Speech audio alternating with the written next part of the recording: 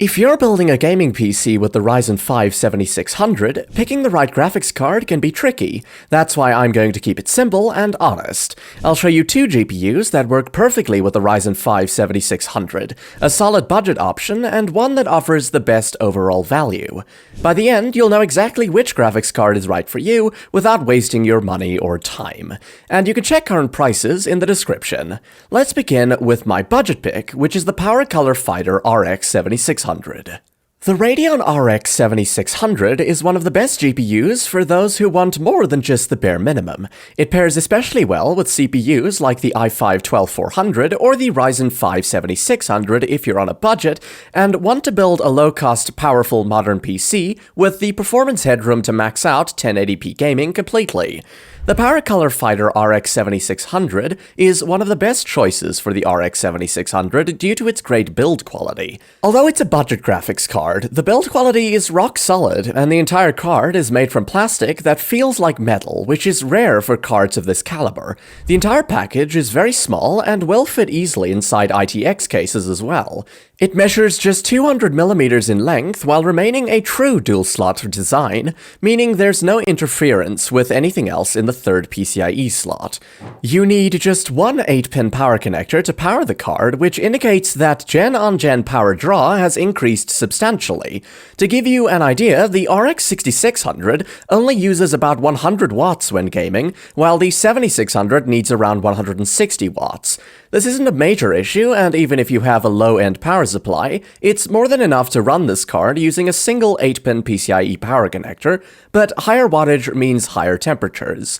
Speaking of temperatures, the Fighter RX 7600 varies a lot between 60 to 70 degrees Celsius while staying silent. At its peak, it doesn't cross 73 degrees, which is well within safety limits, but this is unusual considering that most cards these days stay close to the 60 degrees Celsius mark, or even below it. What I love about the RX 7600 is its predictably excellent performance, which is why I call it a master at raster. It can run pretty much any game at 1080p high or ultra settings with a completely locked 60 FPS experience. If the game is properly optimized, such as the Shadow of the Tomb Raider and Red Dead Redemption 2, then the RX 7600 can even cross 100 FPS at 1080p at the highest settings. This also means that this GPU has enough horsepower to run games at 1440p with a mixture of high and medium settings to get a locked 60 FPS consistently as long as the game remains within the 8GB VRAM buffer. Of course, with any new graphics card, ray tracing should be a concern, as newer games require some form of ray tracing to run.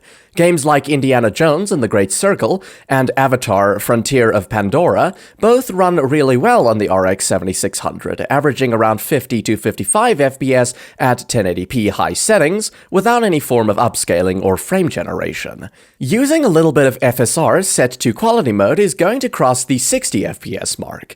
Sure, more than 8 gigs on the RX 7600 would be nice, but like I've already mentioned, this isn't a big deal since pretty much every game is optimized for 8GB GPUs because there are so many of them out there.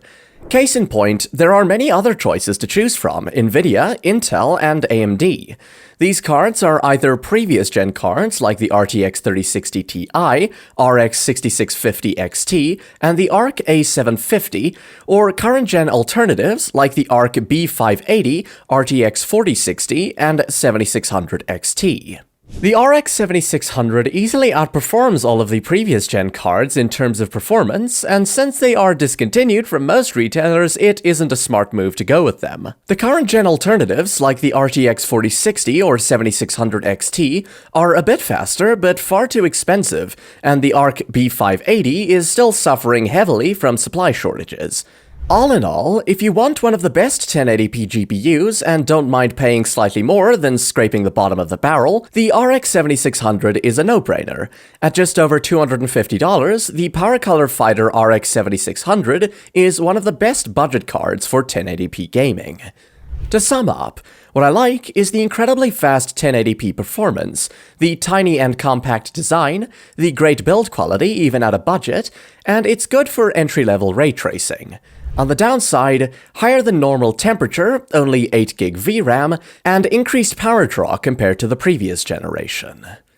Moving on, my top pick for the Ryzen 5 7600 is the XFX Speedster Quick 319 RX 7700 XT.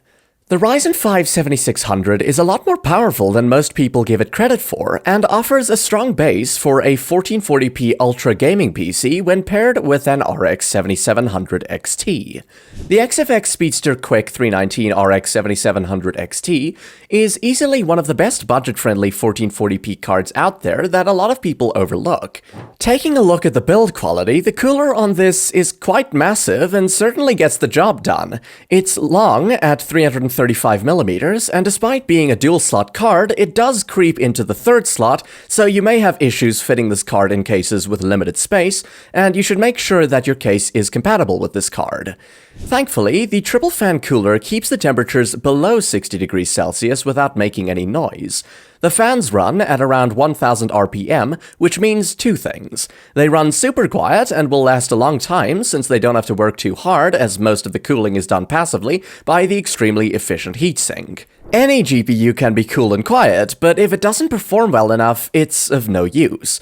Demanding games like Cyberpunk 2077, Hogwarts Legacy, and Starfield are notorious for pushing GPUs to their limits, and yet the RX 7700 XT handles them effortlessly at native 1440p at a locked 60 FPS on ultra settings without relying on upscalers like FSR. And if that wasn't impressive enough, it even holds its own in lighter games. Titles like Red Dead Redemption 2 and Assassin's Creed Mirage can run at a locked 60 FPS in 4K with ultra settings, proving just how powerful and versatile it is.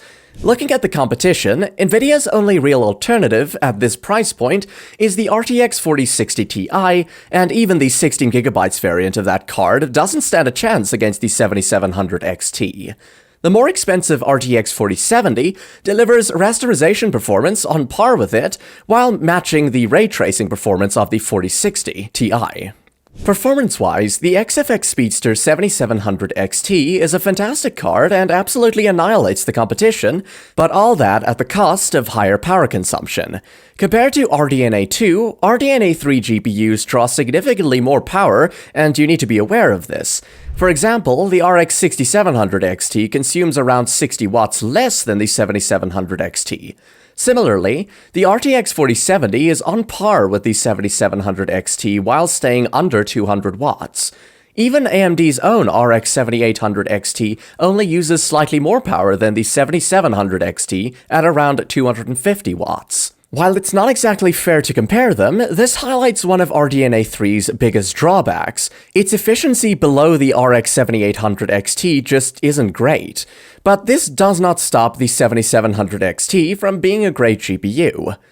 As I mentioned earlier, the 7700 XT matches the ray tracing performance of the RTX 4060 Ti, so if you've been looking to enter the world of ray-traced games, the 7700 XT can outperform the previous generation RX 6800 by a slight margin, and even get close to the RX 6800 XT.